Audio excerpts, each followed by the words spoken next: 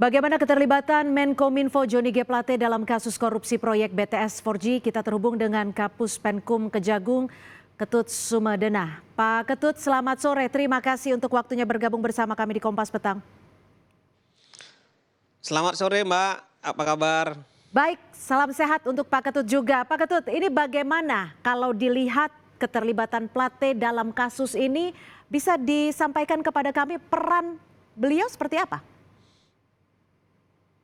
Saya jelaskan dulu ya bahwa perkara Bakti 4G Kominfo ini telah kita laksanakan proses penyidikan di awal Januari. Bahkan proses penyelidikannya jauh 1 tahun sebelumnya sudah kita lakukan penyelidikan di perkara ini. Sehingga memang tidak ada kaitannya sama sekali dengan hal-hal yang lain di luar daripada penegakan hukum ya.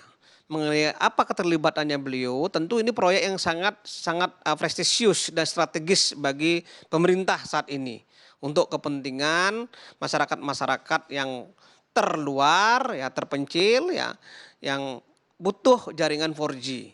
Sehingga memang menjadi perhatian kita juga dalam hal melakukan satu penegakan hukum ya.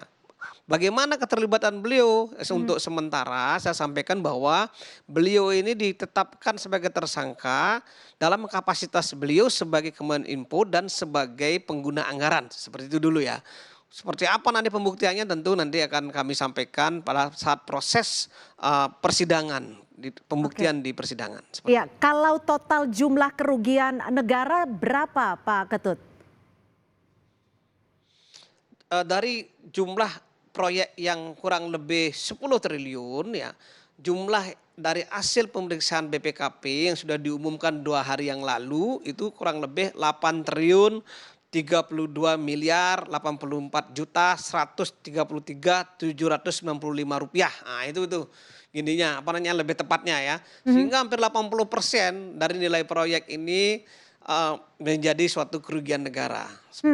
80% diduga menjadi kerugian negara.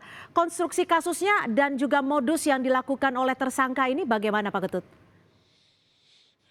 Berdasarkan dari hasil pemeriksaan perhitungan perekonomian negara dari BPKP, ada 3 garis besar yang didapat bahwa terkait dengan kerugian negara ini. Salah satunya adalah tidak dilakukan penyusunan kajian pendukung ya, yang dibayarkan ya. Kemudian ada beberapa item-item pembelian yang di-markup. Dan ada juga pembayaran BTS yang belum terbangun atau dikerjakan. Itu dibayar juga. Artinya ada yang fiktif juga yang dibayarkan. Itu modus yang 3 item garis besarnya ya. Yang lain-lainnya mungkin nanti akan dirinci pada saat proses penyidikan dan pembuktian di persidangan. Seperti itu Mbak. Oke, Pak Ketut, ini kan ada sejumlah barang bukti yang disita baik dari kantor, rumah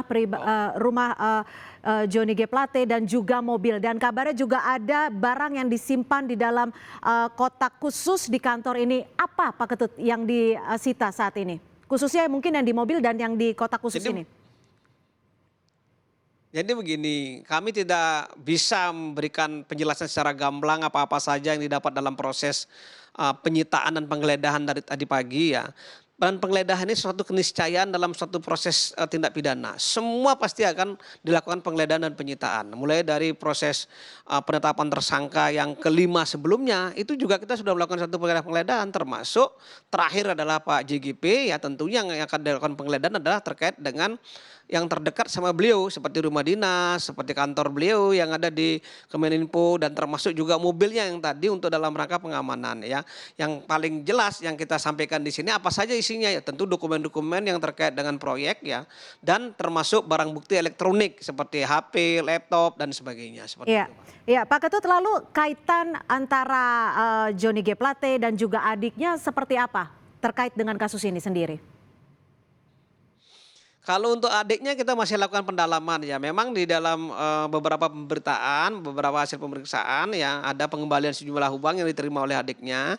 Tapi kami masih menilai bahwa yang bersangkutan ini adalah pihak swasta yang tidak punya kaitan sama sekali dengan kegiatan proyek BTS 4G Bakti Kominfo. Belum ada kaitan sama sekali, tapi kenapa mereka dapat aliran dana, nah ini perlu kita dalami lagi ya. Kalau terkaitan dengan antara adik dengan kakak ya tentu kami akan dalami ke depannya. Kami nggak bisa mengungkapkan semuanya di dalam publik ini ya, karena ini masih dalam proses penyidikan, Mbak. Baik, baik. Lalu apakah akan ada penetapan tersangka lainnya dalam waktu dekat? Saya katakan tadi bahwa proses ini sedang bergulir ya. Apapun bisa terjadi ya. Apalagi baru hari ini kita lakukan satu pemeriksaan terhadap 7 orang dan 1 orang kami tetapkan sebagai tersangka. Siapapun yang terlibat secara tegas Pak Jaksa Agung menyampaikan kita akan lakukan upaya-upaya proses pencarian kepada orang yang bertanggung jawab terhadap proyek ini. Semua kita akan gelar secara terbuka, transparan kepada masyarakat seperti itu. Baik, yang terakhir nih Pak Ketut, bagaimana Kejagung sendiri bisa meyakinkan publik bahwa kasus ini memang betul berlatar pidana murni dan tidak ada unsur politik? Nah, tadi saya sampaikan, ini perlu saya sampaikan betul sama teman-teman masyarakat ya, bahwa kasus ini kita melakukan penyelidikan 1 tahun yang lalu. 1 tahun yang lalu. Ya, yang kedua, penyidikan kita lakukan awal tahun Januari. Jadi tidak ada kaitannya dengan penetapan presiden, ya, tidak ada kaitan dengan politik, nggak ada sama sekali. Ya, murni adalah penegakan hukum. Nah, yang ketiga adalah kasus ini kerugiannya sangat signifikan dari jumlah proyek yang diberikan. Dari jumlah proyek 10 triliun, kerugiannya 8 triliun. Suka tidak suka, mau tidak mau kita harus melakukan satu upaya-upaya penegakan hukum yang memang harus disampaikan kepada masyarakat. Dan yang keempat Mbak, proyek ini adalah proyek strategis nasional yang dimiliki oleh pemerintah. Di mana proyek ini dipentingkan untuk masyarakat umum dan masyarakat khalayak yang tidak dapat jaringan 4G. Makanya disebut sebagai proyek 3T, terluar, terpencil ya. Yang terdalam itu ya, yang notabene ada di wilayah timur Indonesia. Oke. Yang jumlahnya 3.000-an satelit. Nah, ini kepentingannya untuk orang banyak. Sehingga memang betul-betul sesuai dengan keinginan Pak Jaksa Agung, penegakan hukum untuk khalayak ramai dan kepentingan umum orang banyak.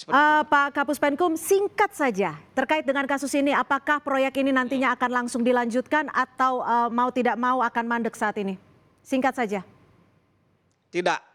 Kami punya komitmen tidak saja dalam hal proses penegakan hukum itu melakukan kegiatan-kegiatan yang sifatnya represif ya. Komitmen kami adalah mendampingi bagaimana proyek ini ke depannya bisa berjalan berkelanjutan. Sehingga kami dengan bidang datun kami bisa dilebatkan dalam hal pendampingan dan pengamanan proyek ini sampai betul-betul masyarakat bisa terlayani dengan baik seperti itu, Mbak. Baik, terima kasih atas insight dan juga informasinya Kapus Penkum Kejagung Pak Ketut Sumadana telah bergabung bersama kami di Kompas Petang.